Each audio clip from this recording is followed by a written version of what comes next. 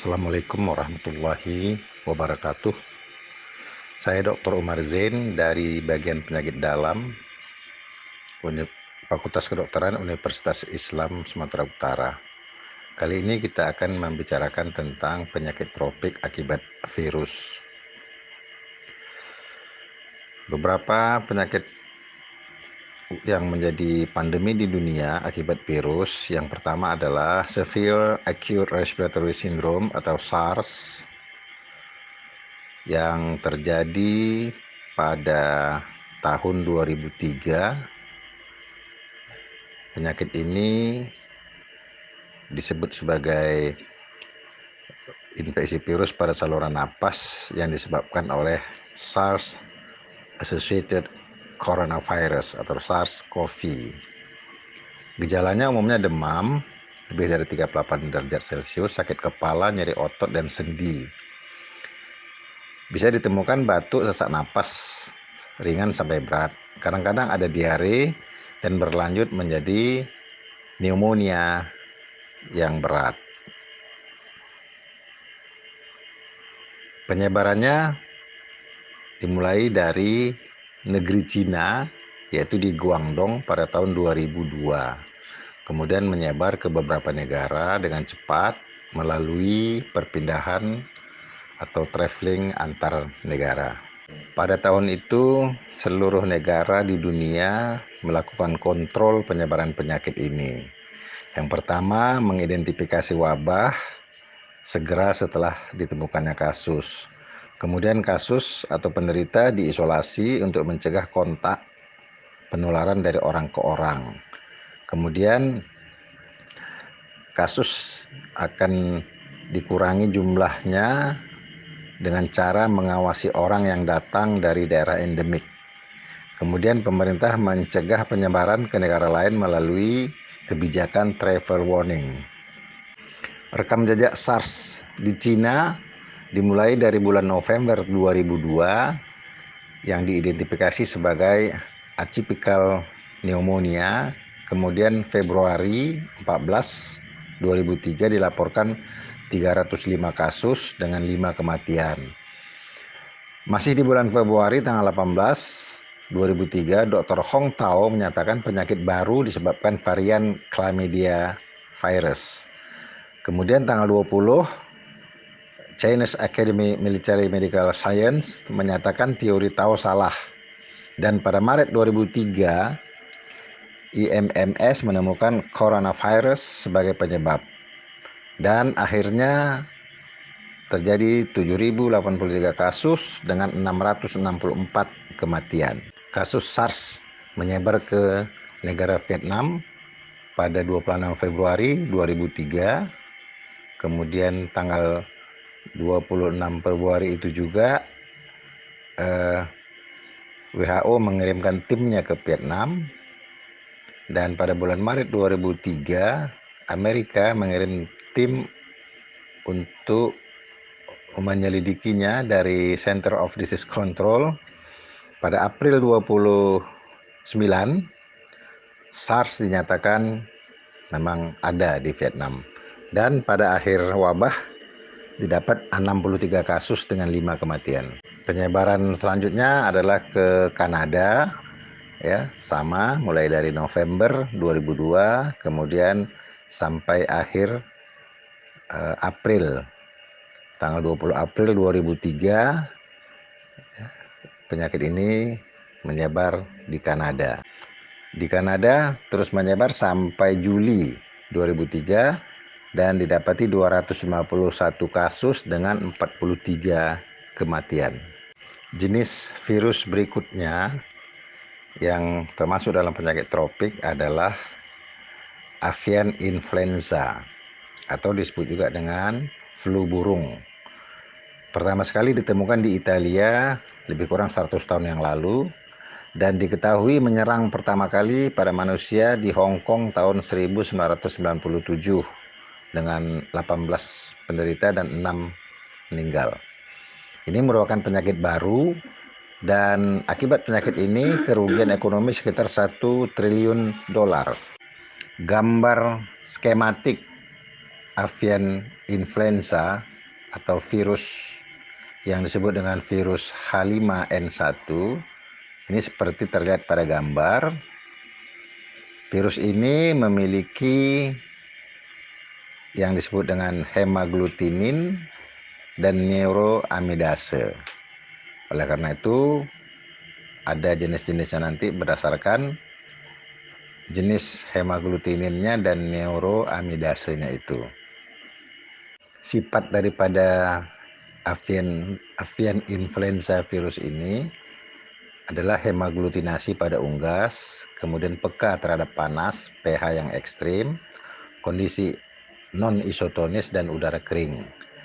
Juga peka terhadap pelarut lemak seperti deterjen, daya infeksi rendah oleh formalin, oksidator, beta-propiolakton, iodin, larutan asam, eter, ion amonium, dan klorida. Sejak tahun 2003 hingga 2007 di dunia ditemukan 313 pasien avian influenza. 191 diantaranya meninggal dengan case fatality rate-nya 61%. Per tahunnya 2003 4 kasus, 2004 46 kasus, 2005 97 kasus, 2006 116 kasus. Negara Asia yang terjangkit avian influenza adalah Thailand, Vietnam, Kamboja, Cina, dan Indonesia. Secara etiologi, penyebab dari avian influenza ini adalah virus famili Orthomyxoviridae. Virus ini adalah strain A. Ini dibedakan menurut tipe hemaglutininnya atau H dan neuroamidase. Subtype H5N7 diperkirakan penyebab wabah dengan tingkat kematian yang tinggi. Sementara subtype H5N1 dapat bermutasi secara genetik dengan subtype lain sehingga dapat menular ke manusia. H5N1 inilah yang bertanggung jawab terjadinya wabah flu Hong Kong pada tahun 1997. Penularan avian influenza ini terjadi melalui reservoir alami yaitu unggas liar. Kemudian bisa juga terjadi penularan melalui udara dan ekskret atau kotoran, urin, dan ingus unggas yang terinfeksi. Jadi mekanisme penularannya, virus yang terdapat pada unggas liar kemudian menyebar kepada unggas domestik dan kepada manusia. Kemudian virus pada unggas liar terus kemudian berpindah kepada unggas domestik dan bisa lagi berpindah kepada babi, dari babi pindah ke manusia. Yang ketiga, virus dari unggas liar ke unggas domestik atau dan babi, kemudian dari manusia ke manusia. Tetapi penularan dari manusia ke manusia ini secara ilmiah belum terbukti. Avian influenza ini sudah ada obat antivirusnya yang menjadi pilihan yaitu Oseltamivir atau nama dagangnya Tamiflu. Obat ini akan sangat membantu apabila diberikan pada 48 jam pertama setelah ditemukan gejala. Virus akan hilang sekitar 7 hari setelah masuk dalam tubuh. Pengobatan ini diberikan 2 kali 1 kapsul selama 5 hari. Untuk semua suspek yang dirawat.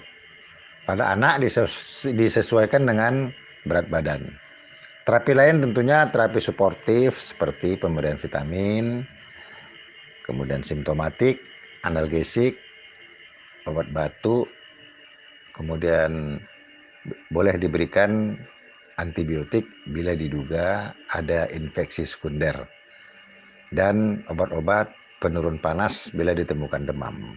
Virus berikutnya disebut dengan MERS-CoV atau kepanjangannya Middle East Respiratory Syndrome. Adalah subtype baru dari virus corona yang belum pernah ditemukan sebelumnya. Virus ini menimbulkan penyakit pada manusia dengan gejala ringan sampai berat seperti common cold, kemudian sindroma saluran pernapasan akut yang berat, dan pertama sekali menyerang manusia di Yordan pada bulan April 2012. Namun kasus yang pertama kali dilaporkan adalah kasus yang muncul di Arab Saudi pada September 2012. Sampai saat ini semua kasus MERS berhubungan dengan riwayat perjalanan menuju atau menetap di negara-negara sekitar Semenanjung Arab. Kejadian luar biasa MERS terbesar yang terjadi di luar Semenanjung Arab terjadi di Republik Korea Selatan pada tahun 2015. Wabah tersebut berhubungan dengan pelaku perjalanan yang kembali dari Semenanjung Arab. Asal virus ini disebut dari hewan onta yang menyebar ke manusia. Kemudian bisa menyebar dari manusia yang terinfeksi ke manusia lainnya. Seperti disebutkan tadi, mulai muncul tahun 2012, kemudian infeksinya dari ringan sampai dengan berat, case fatality rate-nya 35,5%, dan berlanjut menjadi wabah dan belum ditemukan vaksinnya. Yang berikutnya adalah penyakit yang sangat terkenal saat ini, yaitu COVID-19 atau coronavirus yang penyebabnya adalah SARS-CoV-2. SARS-CoV-2 inilah yang dikenal sekarang dengan COVID-19. Sampai tanggal 25 Desember 2020, jumlah kasus COVID-19 di seluruh dunia tercatat 80 juta lebih, dengan total kematian 1.755.310 dan angka kesembuhannya 56 juta lebih, dan kasus aktif sebanyak 22.143.000 lebih. Ini di seluruh dunia. Dan jumlah ini makin hari makin bertambah, dan catatan ini hanya diambil pada tanggal 25 Desember 2020. Disebutkan perilaku virus COVID-19 ini dia stabil sebagai aerosol di udara selama 3 sampai 8 jam. Di permukaan tembaga bisa bertahan sampai 8 jam, di permukaan kardus 24 jam, di permukaan stainless steel 48 jam, plastik 72 jam, dan dapat bertahan pada kondisi kering dan basah serta asam. Virus COVID-19 ini bisa menetap di dalam aerosol dan bentuknya berubah-ubah secara elektron mikroskop tergantung dengan waktu. Gambar ini adalah menunjukkan perubahan bentuk coronavirus di dalam suspensi aerosol dari mulai saat berada di suspensi sampai dengan 16 jam di dalam suspensi. Cara penularannya bisa langsung, yaitu percikan langsung dari droplet. Ini bisa terjadi jarak 1-2 meter dari orang yang batuk atau bersin tanpa ditutup. Apabila ia mengidap COVID-19, maka virus dapat tertular kepada orang yang di dekatnya. Dengan kontak erat juga, berjabat tangan misalnya, atau berpelukan. Bisa juga penularan tidak langsung, yaitu droplet tumpah di permukaan benda, kemudian seseorang menyentuh benda itu dengan tangan atau jari, dan tangan jari menyentuh wajah, bisa mata, hidung, mulut tanpa cuci tangan. Pada bulan Juli 2020, Badan Kesehatan Dunia mengakui penularan COVID-19 bisa melalui udara yang disebut dengan airborne transmission. Perbedaan penyebaran melalui droplet dan melalui udara dapat terlihat seperti gambar ini. Kalau melalui droplet, diameternya lebih besar, ya, dari 5 mikron. Sedangkan kalau dia melalui udara, diameternya lebih kecil dari 5 mikron. Untuk mencegah penularan COVID-19 ini, kita gunakan prinsip VDJ, yaitu ventilasi, durasi, dan jarak. Diupayakan berada di dalam ruangan dengan ventilasi yang terbuka.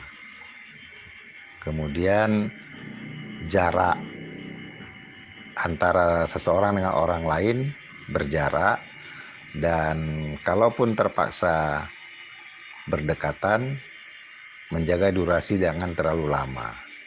Prinsip inilah yang menjadi protokol kesehatan yang sekarang diterapkan dan disosialisasikan kepada seluruh masyarakat. Ya, lebih jelasnya ventilasi maksudnya hindari ruang publik atau transportasi publik dengan ventilasi atau sirkulasi udara tertutup. Usahakan durasi bertemu dengan orang lain atau bercakap-cakap dengan orang lain maksimal 5-15 menit. Percakapan di atas 15 menit sebaiknya dilakukan secara online. Kemudian jarak. Jaga jarak dengan lawan bicara dan orang-orang lain di ruangan publik sejauh 2 meter. Atur juga batasan jumlah orang di dalam suatu ruang publik. Berikutnya adalah Human Immunodeficiency Virus, yaitu suatu virus yang menyebabkan AIDS. AIDS adalah Acquired Immunodeficiency Syndrome,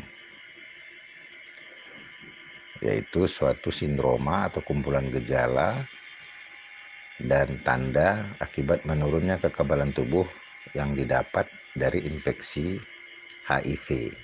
Virus HIV ini terdiri dari amplop dan permukaan. Kemudian dia memiliki enzim-enzim, yaitu enzim reverse transferase, integrase, dan protease. Di dalam amplopnya itu ada glikoprotein, yaitu glikoprotein 120 dan glikoprotein 41. Jenisnya adalah virus RNA dengan bentuk diploid single strand. Virus HIV ini yang terbukti menularkan apabila virusnya ditemukan di dalam darah, sperma, cairan vagina, organ transplantasi, dan air susu ibu. Sedangkan virus yang terdapat di urin ataupun di keringat, di saliva, itu tidak terbukti dapat menularkan. Sampai saat ini mitos-mitos tentang AIDS masih berkembang, sehingga masih ada stigma dan diskriminasi terhadap pengidap HIV. Mitos-mitos ini berhubungan dengan demografis, berhubungan dengan moralitas, dan juga berhubungan dengan kebijakan. Jadi masih banyak terjadi di beberapa daerah yang melakukan diskriminasi terhadap pengidap HIV maupun keluarga. Pada awal perkembangan penularan virus HIV diawali dengan ditemukannya kasus pada kelompok-kelompok homoseksual. Kemudian berkembang kepada kelompok-kelompok pekerja seks komersil yang menularkan kepada pelanggannya. Dari pelanggan ini yang memiliki pasangan, baik pasangan tetap maupun tidak tetap, akan menularkan kepada pasangannya. Akhirnya pada pasangan yang berusia subur tentunya menyebabkan hamil. Apabila si ibu tertular HIV, maka janin yang di dalam kandungannya itu akan lahir, dan lahirlah bayi yang mengidap virus HIV.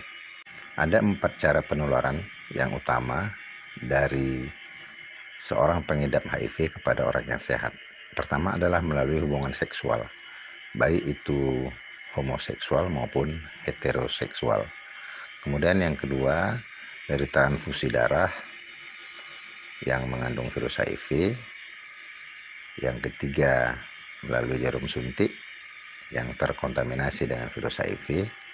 Biasanya terjadi pada petugas kesehatan secara eksidental ataupun pada pengguna narkotika suntik yang dahulu kasusnya banyak, sekarang sudah mulai berkurang karena penggunaan narkoba sekarang beralih kepada narkoba yang bukan suntik. Kemudian dari ibu hamil yang mengidap HIV kepada janin yang dikandungnya. Kelompok risiko tinggi untuk tertular virus HIV adalah yang pertama adalah wanita pekerja seks, pelanggannya dan pasangan pelanggan, pria pekerja seks, pelanggannya dan pasangan pelanggan, waria, pelanggannya dan pasangan pelanggannya, pengguna obat suntik narkoba dan pasangannya, penerima transfusi darah dan produk darah, petugas kesehatan yang berhubungan dengan spesimen pasien HIV/AIDS. Dan yang ketujuh, yang lain-lain yang tidak termasuk di atas. Menurut WHO ada 4 stadium klinis infeksi HIV. Stadium 1 itu biasanya tidak ada gejala. Kemudian kalaupun ada gejala berupa limfadenopati generalisata. Kemudian stadium 2 biasanya ada penurunan berat badan di bawah 10%. Kemudian ada gejala-gejala infeksi seperti cheilitis angularis, ruam pada kulit, herpes zoster, adanya infeksi saluran napas berulang, dan kadang-kadang ada ulkus pada mulut yang berulang. Kemudian stadium 3, biasanya berat badan sudah ada lebih dari 10%. Dengan berbagai macam jenis infeksi oportunistik. Di Indonesia yang paling sering adalah TB paru ataupun ekstra paru, dan juga adanya oral candidiasis. Kemudian stadium 4 atau AIDS sudah dijumpai sindroma Wasting, yaitu penurunan berat badan yang sudah lebih dari 10% dan berbagai jenis infeksi oportunistik terdapat di berbagai organ. Penata infeksi HIV atau AIDS ini membutuhkan pelaksanaan yang profesional, terpadu, dan berkesinambungan. Tujuan pengobatan adalah untuk mendapatkan perbaikan klinis, perbaikan virologis, perbaikan imunologis, kemudian tujuan terapeutik dan tujuan epidemiologis. Prinsip terapi infeksi HIV adalah menurunkan mortalitas dan morbiditas yang berhubungan dengan HIV, memperbaiki kualitas hidup, mempertahankan fungsi imunologis, dan menekan replikasi virus semaksimal dan selama mungkin. Saat ini sudah ada obat yang dapat mematikan virus HIV. Jadi pernyataan yang mengatakan AIDS belum ada obatnya sangatlah bertentangan, karena sudah lama ditemukan obat antiretroviral. Ini berbagai contoh jenis obat antiretroviral yang sudah bisa diberikan kepada pengidap HIV ataupun AIDS. Selanjutnya jenis virus yang lain penyebab penyakit tropik adalah yang disebut dengan viral hemorrhagic fevers. Ini disebabkan oleh suatu virus RNA ya, yang ditemukan mungkin sebagai arthropod bone, ya, ditularkan melalui gigitan serangga, juga bisa ditularkan melalui berbagai jenis hewan yang lain. Gejala dan tanda dari penyakit ini bisa bervariasi dan bisa menimbulkan penyakit yang berat. Kemudian kemungkinan ini bisa menyebar melalui traveling internasional dari suatu daerah endemik ke daerah atau negara endemik yang bukan endemik lainnya. Kemudian kemungkinan juga bisa menjadi wabah nosokomial apabila mengenai atau terinfeksinya petugas kesehatan di rumah sakit ataupun petugas-petugas laboratorium yang berhubungan dengan virus ini. Beberapa jenis virus ini adalah golongan Filoviridae seperti Ebola, Marburg, Arenaviridae seperti Lassa hemorrhagic fever, South American hemorrhagic fever, dan Bunyaviridae yaitu Rift Valley Fever dan Crimean Congo Fever. Virus Ebola yang tergolong famili Filoviridae memiliki 5 spesies, ditemukan di Sudan, Zaire, Ivory Coast, Reston Agent, dan Uganda. Pertama sekali muncul pada tahun 1976 dan kemudian menyebar secara sporadis. Secara elektron mikroskop, gambar virusnya seperti yang nampak pada gambar ini. Data wabah dari Ebola yang tercatat di dunia, yaitu di Zaire, 9 kali terjadi wabah dengan mortalitasnya 57-88%.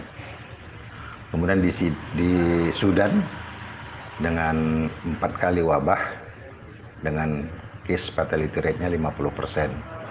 Di Ivory Coast ada 2 kasus, 1 selamat, dan di Uganda sekali terjadi wabah pada tahun 2005. Di sini ditemukan simptom yang berbeda, di mana case fatality rate-nya 31%. Reston Agent, data epidemiknya tidak ditemukan. Kemudian Marburg virus, ini termasuk famili Filoviridae. Patogenesitasnya dan mortalitasnya bervariasi dari 21 hingga 80%. Dan ini bertanggung jawab pada kejadian wabah pada tahun 1967 di Eropa. Wabah ini juga terjadi pada tahun 2000 di Democratic Republic of Congo dan di Angola pada tahun 2005. Gambar virusnya seperti terlihat di sini. Berikutnya adalah famili Arenaviruses, yaitu Lassa fever. Ini vektornya adalah sejenis tikus, spesies Mastomys genus. Transmisi terjadi dengan kontak langsung pada manusia atau melalui inhalasi dari urin ataupun feses tikus yang terinfeksi. Dan kadang-kadang tikus ini, jenis Mastomys ini juga dikonsumsi sebagai makanan. Transmisi nosokomial melalui kontak juga terjadi melalui peralatan medis. Selanjutnya adalah Bunya virus. Penyakitnya disebut dengan Crimean Congo Hemorrhagic Fever. Terjadi di Bulgaria, Yugoslavia, yang sebelumnya disebut Uni Soviet, kemudian Cina, di Timur Tengah, Pakistan, dan Sub-Sahara Afrika. Infection rate-nya 20-100% dengan case fatality rate-nya 15-30%. Umumnya terjadi perdarahan berat dan ekimosis, dan ini ditransmisikan melalui gigitan tik, sejenis serangga yang termasuk genus Hyaloma, atau melalui expose aerosol ataupun muntah dari pekerja-pekerja pada peternakan. Nosocomial outbreaks juga telah dilaporkan, dan saat ini sudah ada vaksin untuk manusia. Dan untuk mengontrol vektornya ini sangat penting dalam hal mencegah penularan maupun mengeliminasi perluasan penyakit ini. Selanjutnya adalah yang tergolong juga flavivirus, ada yellow fever. Ini merupakan virus RNA, single serotype. Setiap tahun insidennya sekitar 200.000 kasus, 90% di Afrika dengan 30.000 kematian.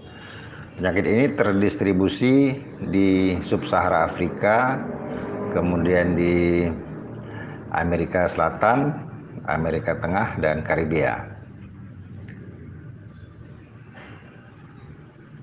Dikatakan nyamuk Aedes spesies merupakan vektornya yang menginfeksi manusia maupun hewan primata.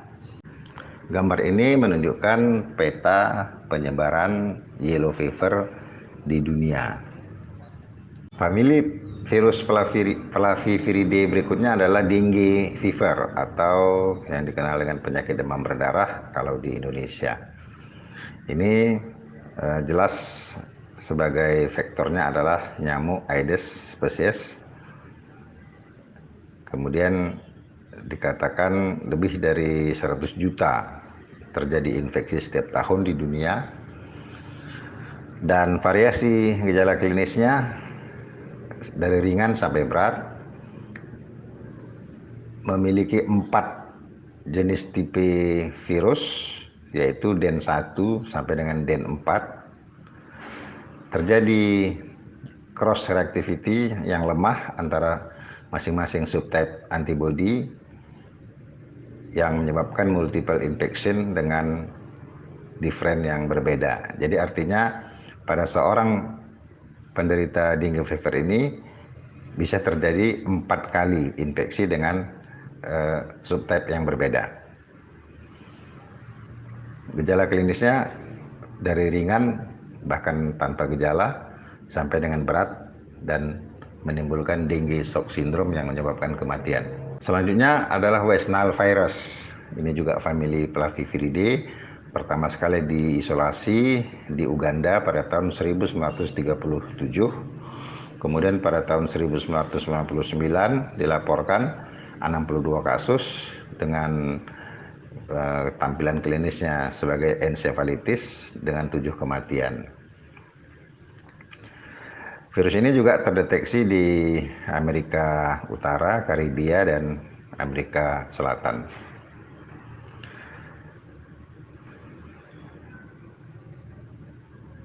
Dikatakan virus ini sangat erat kaitannya dengan penyebaran melalui nyamuk, yaitu sejenis nyamuk Culex. Bisa juga terjadi infeksi pada hewan burung. Jadi ada siklus antara burung, nyamuk, kemudian burung. Tetapi pada burung umumnya asimptomatik. Transmisi dilaporkan terjadi melalui produk darah ataupun melalui transplantasi organ, seperti pada transfusi darah. Nah, di samping yang telah disampaikan tadi, masih banyak virus lainnya yang menjadi penyebab penyakit tropik, terutama di Indonesia. Seperti kita kenal rabies virus atau penyakit gila anjing, morbillivirus penyebab campak atau morbili, varicella virus yaitu penyebab cacar air, MAM virus penyakit yang disebut dengan gondongan, herpes virus di mana herpes virus ini ada herpes simplex dan herpes zoster. Kemudian papilloma virus. Papilloma virus ini menyebabkan kanker pada genital, anus, serviks. Jadi dikatakan papilloma virus ini termasuk virus yang bersifat karsinogenik. Jadi memicu terjadinya kanker, terutama kanker serviks dan kanker rektum. Demikian saja penjelasan kita tentang penyakit virus yang merupakan penyebab dari salah satu penyakit tropik. Terima kasih atas perhatiannya. Assalamualaikum warahmatullahi wabarakatuh.